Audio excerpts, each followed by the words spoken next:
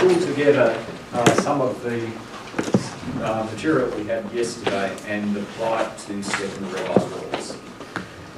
And I'm sure I don't really need to show these images, but I'm afraid I always like to look at a sequence of secondary eyeballs in a tropical cyclone, so we'll go through them anyway. So inner eyeball starting to weaken at this point, and weakening further, nice strong outer eyeball,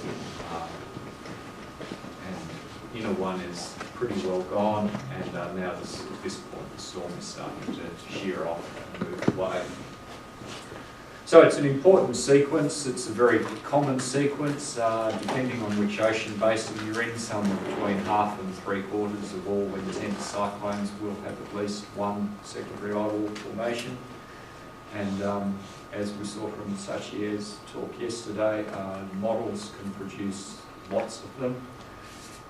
And this talk is mainly about what the boundary layer might look under when you've got secondary eyeballs, but also to perhaps talk a little bit about dynamics. And probably don't need to show this slide to this audience either, but this is from the very famous Willoughby et al. Paper, 1982 in Journal of Atmospheric Sciences. When I was doing my master's degree out at Monash, everyone was very excited about this paper, and it was a major breakthrough in our understanding of what happens in hurricanes. So you've got the central pressure is decreasing, radius of maximum winds, which I've coloured blue, and then a secondary eye radius forms. The original one weakens, the secondary one contracts as the surface pressure falls again, and the storm re-intensifies. Then you get another outer eyeball form, which subsequently contracts. And there were airborne radar images. This one is just the relic of the inner eye and the broad outer eyeball. This radar image is of the well-contracted, strong centre eyeball. And there was also from the same paper this composite radial profile wind speed showing the central maximum, the outer maximum contracting inwards and intensifying as the inner one weakens and decays and is eventually replaced.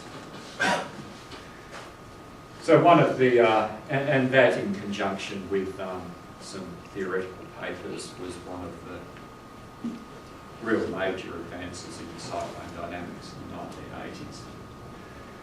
And again, I probably don't need to show this audience, but if you have a tropical cyclone, this is a radius height map, again from the Hugh Willoughby paper.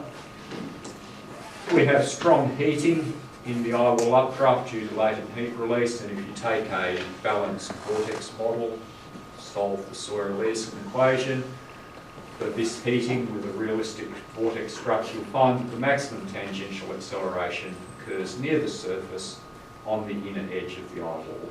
And as a consequence, with the maximum acceleration there, the cyclone tends to contract its radius of maximum winds as it intensifies. And again, that's one of the cornerstones of our understanding. And again, in the simulations yesterday, we saw ample evidence of that happening. So there's all this really well-established knowledge about what happens once you've got a secondary eyewall. In contrast, how does secondary eyewall formation occur? How do secondary eyeballs form? I think it's still fair to say that nobody really knows. There are lots of people who will tell you that they know, but unfortunately, if you ask several different people, you'll get several different answers. And so there is no scientific consensus as to why secondary eyeballs form. And there have been, this is a list of recent explanations. I could have easily made that list longer, but I'd probably be adding explanations that have now been debunked. So there's a number of possible mechanisms. So what we're going to look at in this talk is to investigate the boundary layer flow in a cyclone with concentric eye walls. We'll be using diagnostic models similar to what we saw yesterday. And as I said yesterday, we've got one part of the two-way interaction. Cyclone structure and intensity affects the boundary layer flow, but not vice versa. The advantage is that we can do control experiments. We prescribe the storm structure and see how the boundary layer evolves. And the other advantage is that the diagnosis of what's happening is easier in a simple model. And the two models I introduced yesterday, plus I'll just briefly look at the Yarmouth's model if I get time. And we had this diagram yesterday which reminded us of what we were doing. So we're not letting the boundary layer affect the tropical cyclone. We are letting the tropical cyclone affect the boundary layer. And I've fixed the... so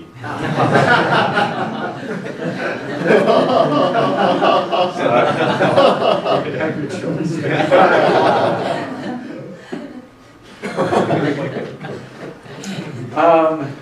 We need to... It doesn't matter which way around they go, you still get secondary eyeballs. We need a parametric wind profile to apply at the top of the model, or equivalently a pressure profile. And when I started doing this, I originally was using two profiles with different radii maximum winds, and I was taking the maximum of them. And that was fairly crude and ineffective, so I came up with a different way of doing it, which was a piecewise vorticity profile. I decided it was better to write the profile in vorticity space than wind or pressure, because I was concerned about when you've got secondary eye walls having hydrodynamically unstable vortices. And thanks to the theoretical work done by Wayne Schubert and Jim Costin and their co-workers, if I worked in vorticity space, I knew how to make a stable profile. So this is vorticity against radius. So you basically have some vorticity associated with some eye, with vorticity associated with the primary eye, more vorticity associated with the secondary eye, and then we've got the Rankine type skirt on the edge of it. But of course, in reality, we have some, we don't have sharp transitions. So I just applied a smoothing function to smooth over those transitions, which was a ninth order polynomial.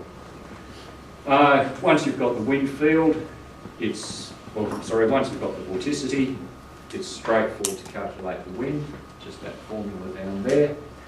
And there's the without the smoothing and with the smoothing. So this particular case, the two wind maxima are nearly equal. And you go and plug that into the nonlinear model, and this is what you get. The white bars show the two transition radii, which are at 25 and 75 kilometres. And at each of those, we get a structure that looks rather like the flow near an eye wall. We have an inflow maximum, we have some outflow aloft in both cases. We have an azimuthal wind maximum, which is supergradient by about 5% in this case, by about 17% in this case. We have an updraft, nice vertical updraft in this one, and quite a slanted updraft for the outer one. And the first one of these calculations I did, which was actually for I was trying to simulate Hurricane Katrina because I had an oceanographer colleague who was trying to model the waves under Katrina and wanted me to give him a wind field. And I duly did it, and I plotted these things up, and I was absolutely astonished because we had this updraft compared to this one. The outer updraft is about 3 times as strong at its peak. And yet, at gradient level, the maximum winds are both 50 metres a second. Excuse me, again, could you elaborate that top boundary condition? Just you gave. Okay, yes, the top boundary condition that the model gets this is the wind field, Right. and from this I've used the gradient wind equation to calculate a pressure field, and the pressure field is what the model sees. Okay. Okay? Which I haven't plotted the pressure field because it just looks like a cyclone. So that's the pressure field corresponding to that wind field goes into the model.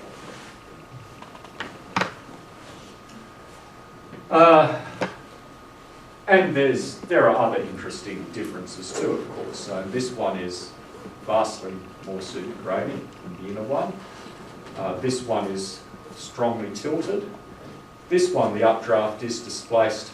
Here's the transition radius. The updraft is displaced well inwards, whereas this one, the updraft is virtually co-located with the transition radius. So a number of interesting differences, but the updraft was the most surprising. And there's the summary diagram, which I introduced yesterday. So in red, we have the gradient wind. In this cyany colour, we have the vorticity, so the vorticity increment of the two radii of maximum winds and the tail. And the 10-metre wind, you can see that there's the strong slope of the outer radius of maximum winds, but that the inner one is nearly vertical. The inflow, stronger inflow here than on the inner eye wall, and the updraft. And you can see that the outer updraft is about 3 times as strong.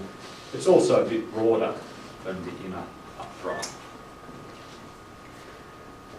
So, why has that happened?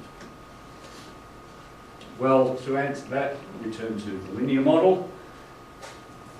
Exactly the same case, same plots, and as we saw yesterday, there are systematic differences between the linear and nonlinear model. The updrafts are much more vertical, the supergradient flow is less marked, we don't get the strong outflow aloft. But in many important respects, the linear model is still doing a respectable job. And in particular, the difference between the updraft strength is in about the ratio of 3 to 1. So we can use the linear model to understand what the nonlinear model is showing us.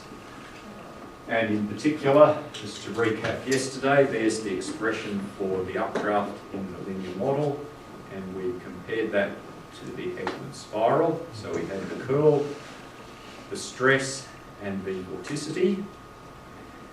And just as we did yesterday, we shall take that expression and expand the derivative out, and we have the vorticity gradient term, and we have the stress curl term. And again, a very similar diagram to yesterday's, except this one was taken straight out of my paper, so it's not in colour.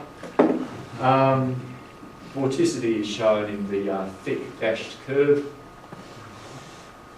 The total updraft is shown as the thin solid curve, and the vorticity gradient term is shown by the black dots, and you can see that exactly as we saw yesterday, most of the updraft is explained by the vorticity gradient term, and the stress curl term shown by the open circles is essentially negligible. Not quite negligible, but it's smaller. And so why have we got a stronger updraft at the outer eye wall than the inner one? Well, here at the inner eye wall, inner radius of maximum winds, we have a large vorticity increment. But it's in an environment of large vorticity, and the term is vorticity gradient divided by the vorticity squared. And so in this case, we get relatively small updraft. Here, the vorticity gradient is smaller, but it's in an environment of much smaller vorticity. And so delta zeta on zeta squared is relatively large at the outer eye wall, and so we get the large updraft.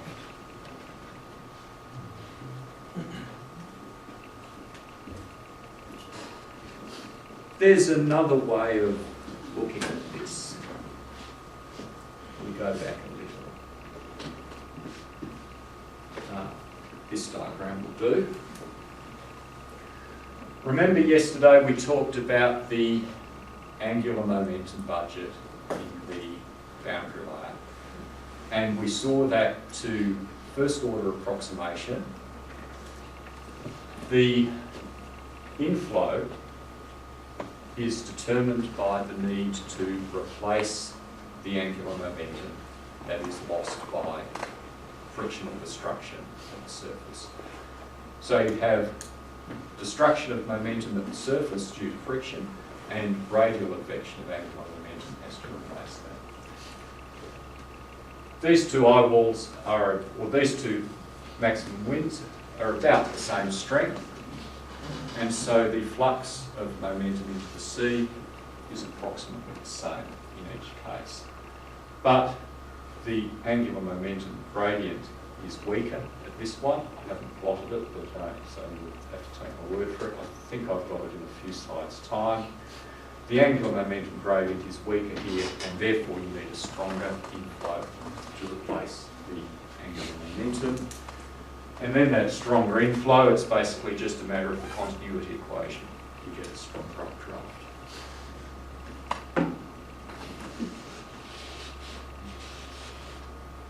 May I have a question? Yes, certainly. You explained the big reactive vorticity cause small particle motion. This also means the big inertial stability cause air parcel difficult to displace in all dimensions. It's important to remember this is linear theory, so if you do have a storm which is a strongly nonlinear boundary layer, then things will be a bit different. These ideas do work with single eyewall storms, and when I worked this out, I went off and did say a 50 metre a second storm, and I did one with a 20 kilometre radius maximum winds and the same strength with a 50 kilometre radius maximum winds. So this one, the small radius maximum winds, has got a lot more vorticity than the larger one. And in fact, I found with these small radius of maximum winds, you got a weaker frictional updraft at the eyeball than you did with the large one, for exactly this reason. That's not to say that we've gone and, but you did find with the larger one that you had this region of ascent outside of the eyeball was also different in the two cases. So we're not violating conservation of mass or anything here. Okay. Probably I should have put those slides in, but I don't have them with me, unfortunately. So we could do some sensitivity studies, and in this one, it's the same as the previous one, except I've halved the vorticity associated with the secondary wind max. So at gradient wind level, we've no longer got a maximum, we've got a bump, certainly, but we don't have a maximum. And in a way, this is perhaps even more surprising than the first one, because even though this is just a bump, it's producing a frictional updraft that is as strong as the primary eyewall. But because of what we've seen on the previous slide, that should be no surprise. We've got a small delta zeta, but it's in an environment of low vorticity, and so it can still produce a large updraft. And here's the updrafts are quite similar in strength. Otherwise, apart from that, it's quite similar to the previous figure. We've got the outer updraft is quite sloped. We've got some supergradient flowing here, although no discrete wind maximum. We've got an inflow, outflow aloft.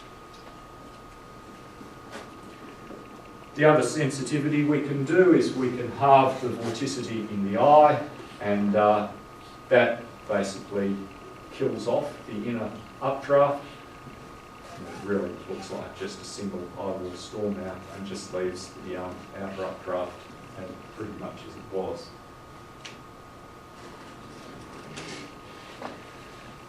And I did a stack of similar computations and found a couple of things are, as you strengthen the outer wind maximum, you strengthen the secondary circulation associated with it. That's not terribly surprising.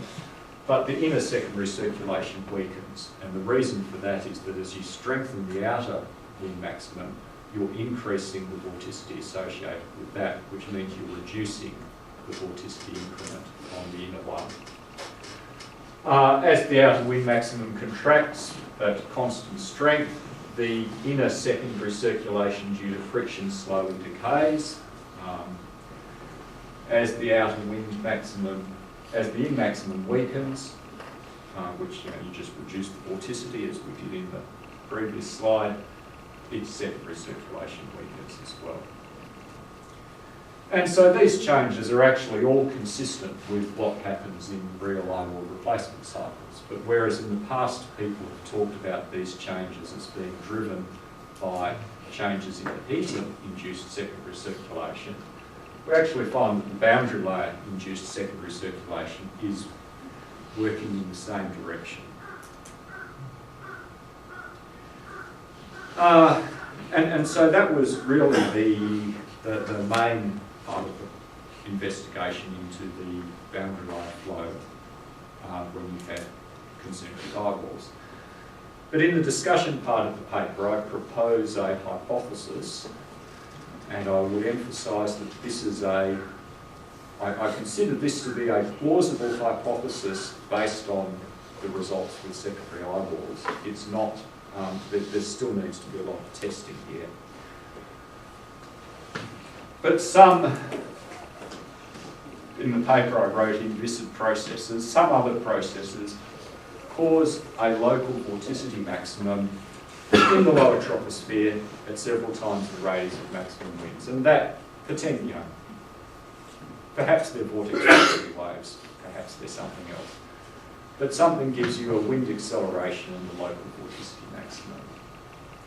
Because of what we've seen with boundary layer dynamics, that's going to give us a maximum in the boundary layer convergence near that vorticity maximum. With an increase in boundary layer convergence, we would expect to see more convection of that boundary layer convergence. And because of the increased convection, we'd expect to see further growth in the low level vorticity. And at that point, potentially, hypothetically, we have a feedback loop. Again, I'll emphasise, I'm fairly sure of this step. I think the other steps are plausible, but there hasn't been any study to check that they're actually happening. So I'd like to make sure you think acceleration in the lower free atmosphere is important rather than acceleration in the boundary layer. Is it right? Yes, I think it's the change in gradient wind is in. So more like the free atmosphere is the master and the boundary layer is slave. The boundary layer is the slave. That's a nice way of putting it. Okay. Maybe it causes several arguments. I think it will cause, it is already causing some arguments. Yeah. Yep. There's one qualification we have here. In the linear model, the updraft actually occurs to the outside of the transition radius. And one of the differences we saw between the two models is that in the nonlinear model, the updraft is moved inwards slightly. And that's particularly true for the outer eye wall. I think it's quite important that we remember that difference, because if you have in the linear model, if you have a vorticity bump here, the maximum updraft is occurring on the edge of the vorticity bump because it's occurring where the vorticity gradient is large. And so any increase in convection and growth in vorticity there is not going to strengthen the existing vorticity bump. It's going to tend to move it outwards, which is not what we observe happening. Whereas in the nonlinear model, due to the overshooting of the inflow, the maximum convergence occurs closer to the vorticity bump, and therefore the associated convection can strengthen that. And you can, I will go back and show you that.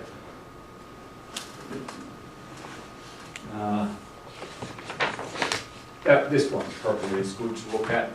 So here's the maximum vorticity gradient. In the linear model, you'll be seeing the maximum updraft slightly outside of this vertical black line, whereas in the nonlinear model, we see the maximum updraft is comfortably within and is going to act to strengthen that vorticity.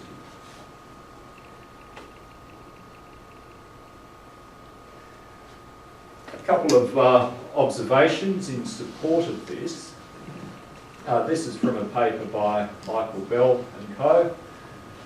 Time is going up, radius is going across. The colour shading is the vorticity. The yellow contours are angular momentum, and the white contours are azimuthal velocity, and these are observations in Hurricane Rita. And we can see that we have, at this point, we have a secondary wind maximum because the white contour has got an S shape in it. The white contours expand outwards before the formation of the secondary maximum, but look at the vorticity. We're not getting a uniform increase in vorticity, we're getting a very localised increase in vorticity, which is visible about at least 9 hours before the formation of the secondary wind maximum, and is also propagating inwards. So of course it doesn't prove anything, but at least it's consistent with what I'm proposing. Here are two more. These are simulations of Katrina and Rita. Precipitable water, potential vorticity, and W. And in the W, the bluey grey colours are up. So we have the primary eye wall in the Katrina and the start of the formation of the secondary eye wall. The increase in precipitable water and the updraft is also associated with an increase in the potential vorticity. Landfall occurred at this point and interrupted the process. But if we look at Rita, the story is quite similar. We have the primary eye wall in the precip water, maximum in PV, and the updraft, and then we get the secondary eye wall starting to form and contract inwards, and that's also associated with a max in the PV and a max in the updraft. A number of people have talked about the importance of the wind field expanding as part of the secondary eye wall formation process. Now, if the wind field expands, that's in fact, I'll stop because I've got this on the next slide. I won't get ahead of myself. It's not on the next slide. Right. I'll stop there. I'll stop that line of thought because I'll come back to it rather than give you a garbled explanation. Let's go back to the linear model and learn a little more about the secondary circulation in the linear model. If we imagine a circle of radius S and we want to calculate the net updraft due to friction out of that circle, we simply calculate the radius of 2 pi rw dr, rho if you want the mass flux. And if we substitute in for W infinity, of course you remember that had a 1 on R d by dr out the front of it, so the integral is very easy to do, and we just get this expression. So we've used the expression for W infinity. So this expression for the mass flux due to friction inside the circle, it depends only on conditions at the perimeter of the circle. So all of the updraft out of the circle depends only on conditions, specifically the gradient wind, the vorticity, and the drag coefficient at the edge of the circle.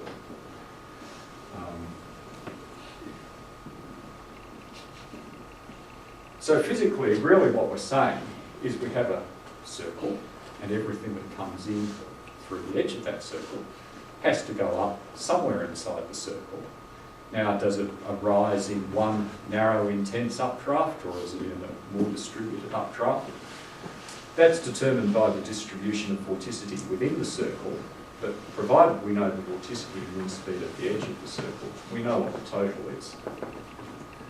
And this is really just a statement of Stokes' theorem, or Green's theorem. The circulation around the circle equals the total vorticity inside the circle, and the total updraft out of the circle is equal to the inflow across the edges. So if we have the first thing we can say is if we have supposing we have a radius of no change, and we start to form, there's a radius at which neither the vorticity or the wind are changing, and we start to have a secondary eye wall forming inside that radius.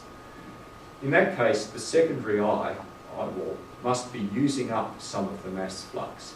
Some of the mass is ascending in the secondary eye, and it's not eye wall, and it's not available for the primary eye wall. And we've had this statement that's often made that the secondary eye wall uses up some of the inflowing mass and starves the inner eye wall. Although we saw yesterday evening with the calculation, I can't remember who it was, but the calculation of the, yes, that's right, thank you, yes, the calculation of the water advection into the primary eye wall that doesn't always happen in reality. Very interesting result. Now, of course, this is the linear model. How about the nonlinear model? Well, Roger Smith, amongst others, have pointed out that the boundary layer equations are parabolic, and that means that the conditions at any point only depend on upstream. They don't depend on downstream. So we can change, rather than conditions at the radius S, we can change conditions at and outside of the radius S. But in terms of our conceptual thoughts about radius of no change, it doesn't alter things. So I think I've said most of this. If there's a radius of no change, total vorticity and updraft within that radius can't change. So if there's a radius of no change, to form a secondary eye wall actually requires weakening of the primary eye wall in both vorticity and updraft in that case. That's fairly implausible. You have an intense cyclone with a strong primary eye wall. It's unlikely to voluntarily give up some of its vorticity to start a second eye wall off. That convection is going to be concentrating all the vorticity it can get hold of. But we know from observations and model that the wind field expands prior to secondary eye wall formation, and that implies an import of vorticity, because as the wind field expands, that's saying we're getting more vorticity inside that radius, and that vorticity from the Rita observations that Michael Bell produced seems to be being concentrated in an annulus rather than being uniformly distributed. The extra vorticity will usually, I can't succeed in proving always, I'll have another go at that one day. That extra vorticity will usually increase the frictional secondary circulation. And so the question is, does secondary eye wall formation really starve the inner eye wall?